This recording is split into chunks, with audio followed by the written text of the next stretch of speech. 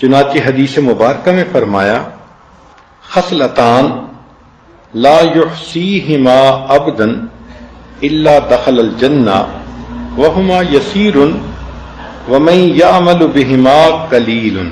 سبحان اللہ۔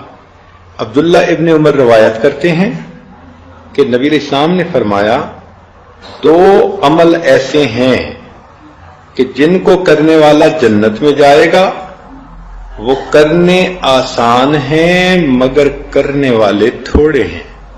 اللہ اکبر!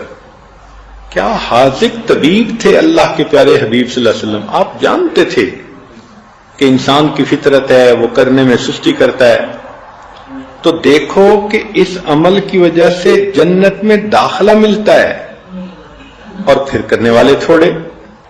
وہ کیا ہے؟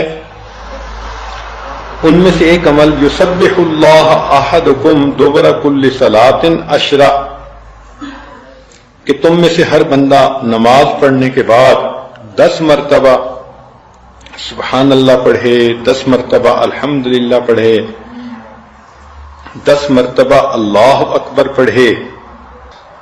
تو اگر اس نے 30 مرتبہ یہ پڑھا تو 5 نمازوں میں 150 ہو گئے،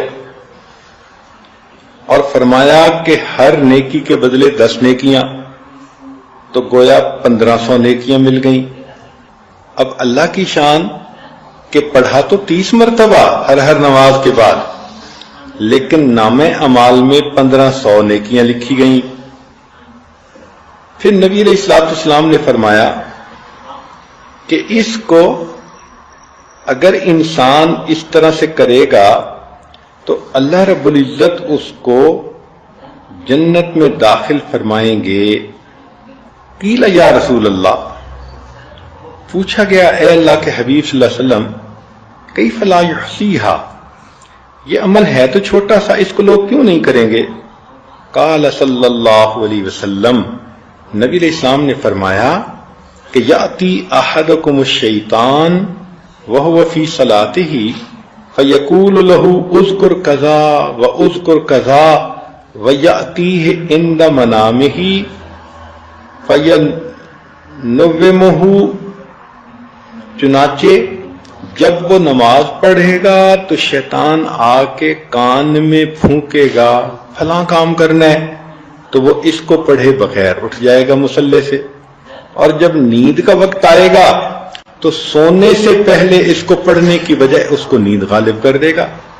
اس وجہ سے عمل تو یہ چھوٹا سا ہے اور جنت ملتی ہے مگر کرنے والے تھوڑے ہیں۔ اب دیکھیں نبی علیہ السلام کی بات 100% صحیح۔ ہم نمازیں تو پڑھتے ہیں مگر نماز کے بعد اذکار کوئی نہیں ہوتے الا ماشاء اللہ۔ خوش نصیب عورتیں ہوں گی جو تسبیحات فاطمہ ہی پڑھ لیتی ہوں، اور کئی تو آیت الکرسی بھی نہیں پڑھتی حالانکہ اتنی اہمیت ہے اس کی۔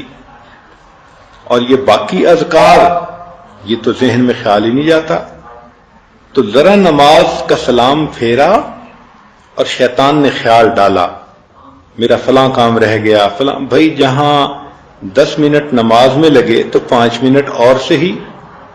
تو تسلی کے ساتھ نماز کے بعد کے ان اذکار کو کرنا چاہیے تاکہ اللہ تعالیٰ اس کے بدلے ہمیں جنت عطا فرما دے۔